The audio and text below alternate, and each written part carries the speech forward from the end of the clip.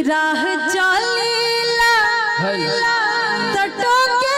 लसनार सैया जी राह चलेला तटो के लसनार सैया जी काहे नथिया गढ़वला धार सैया जी काहे नथिया गढ़वला धार सैया जी तटो के लसनार सैया जी राह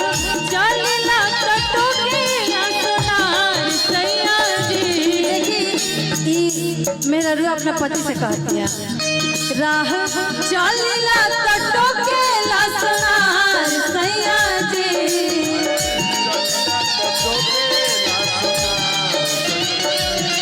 काहे नथिया गढ़वला धार सैया जी काहे नथिया गढ़वला धार सैया जी।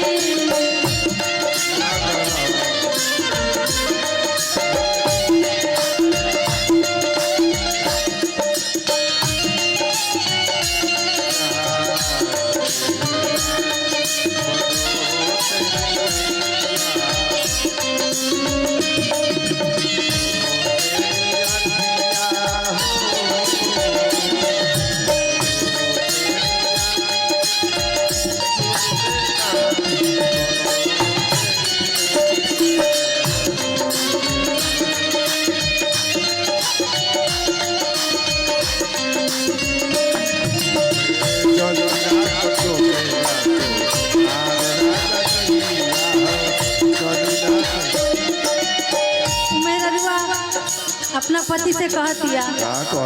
खाली एगो नथिया के कारण हमार बाहर आवल गई जुलम भइल तबे कहतिया चल थक रहिया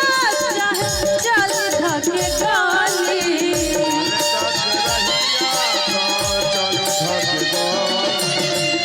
कहेला कि हेने आवा आवा हेने काली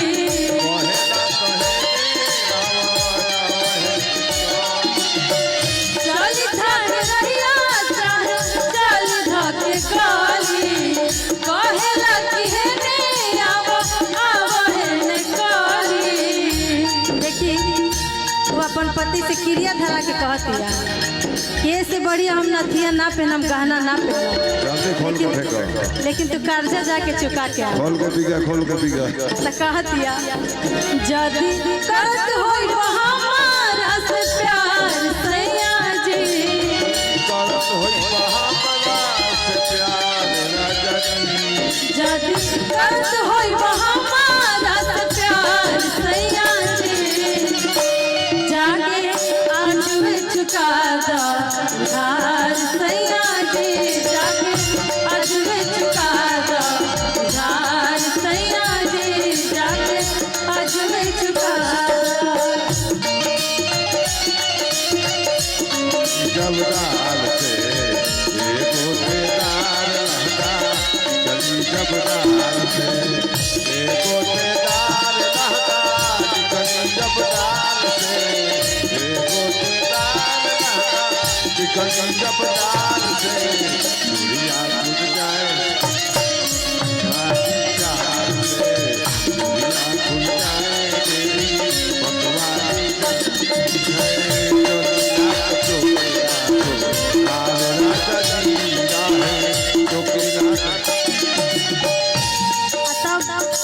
वो अपने पति से खींच में कहतिया हो साजी सवारी जब पेनी हम गहनावा हो पेरी हम पड़ जाल फीका सब देला ओ रहनावा